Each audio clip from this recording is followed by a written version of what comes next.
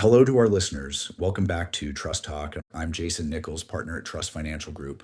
I'm here with our CEO, Jeff Miller. Jeff, I was scrolling through my feed this morning and I saw another one of those real estate gurus telling people that if a rental doesn't cash flow at least $500 a month on day one, it's a fail. Haha, man, those guys are still living in 2012. It's like they haven't stepped outside in 5 years. Look, I love cash flow as much as the next guy. Who doesn't want an extra 500 bucks? But in a world where interest rates aren't 3% and insurance isn't a couple $100 a year, that guru advice is actually dangerous. Yep, it's completely out of touch with 2026.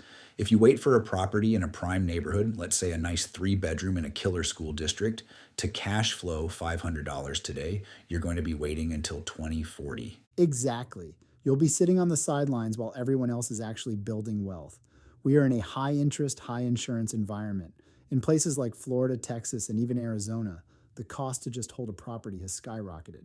Today, we're going to talk about why the old way of looking at rental properties is broken and how a specialized strategy called the no ratio revolution is the only way smart investors are actually closing deals right now. Jason, let's talk about the frustration our clients feel. They find a great property. It's in a neighborhood where houses are selling in 48 hours. They know it's a winner. But they take it to their local big box bank. What happens? It's like hitting a brick wall. The bank looks at the deal and says, "We're sorry, the rent is $2,400, but the mortgage and insurance are $2,500. This property is losing $100 a month." Denied. They treat the investor like they're a high risk gambler. It's insulting. This person might have $500,000 in their 401k and a successful business, but the bank is obsessed with that $100 shortfall. And it's because those banks don't have underwriters anymore. They have checklist managers.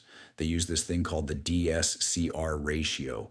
If the rent check isn't at least 25% bigger than the mortgage check, the computer just spits the file out.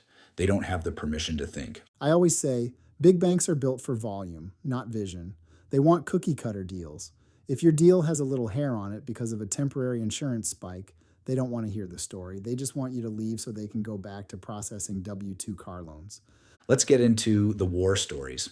I knew a real estate investor, sophisticated guy, owns 4 other rentals. He found a duplex in a booming part of Austin. The rents were solid, the property was beautiful. I remember this one.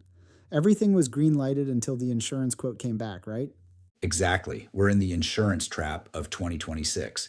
The property insurance premium came back at $4,500, double what the previous owner was paying. Suddenly, that perfect cash flow property was underwater by $150 a month. And a traditional bank would have killed that deal at the 11th hour. They would have left that investor high and dry. But we looked at the data. We saw that the property was likely to appreciate by 6% or 7% this year. That's a $40,000 gain in equity. Are we really going to let a $150 monthly shortfall stop this guy from making $40,000 in wealth? It's stepping over dollars to pick up pennies. It's the ultimate small minded move. At Truss, we would look at his brokerage account, see he had the liquidity to cover that $150 for the next 10 years if he had to, and we would close the loan.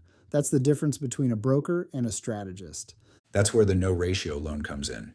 Jeff, explain to the listeners how we actually flip the script on the banks. It's simple. We stop asking the house for permission to fund the loan. In a standard investor loan, the house has to qualify. In a no ratio loan, the investor qualifies. We look at your liquidity. We look at your assets. If you have the stay power, meaning you have cash reserves or a solid portfolio, we don't care if the property's rent to debt ratio is zero. Yes, think about that. We have funded properties where the rent doesn't cover a dime of the mortgage yet. Maybe it's a short term rental that's currently vacant for renovations. A traditional bank would have a heart attack. But we just see an asset in transition. It's about asset based lending. We believe that if you have the wealth to back the deal, you should be allowed to own the real estate.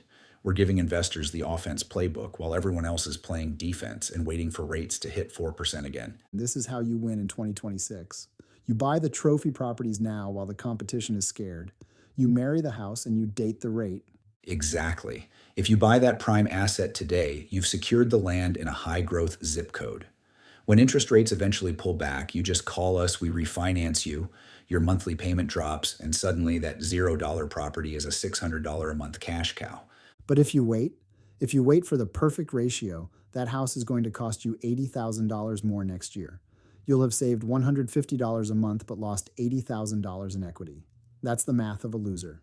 If you're an investor and you found a deal that you know is a winner, but your local bank is telling you the numbers don't work, don't listen to them. They're looking at a spreadsheet. We're looking at your future. Give us a call. Let's run a no ratio scenario.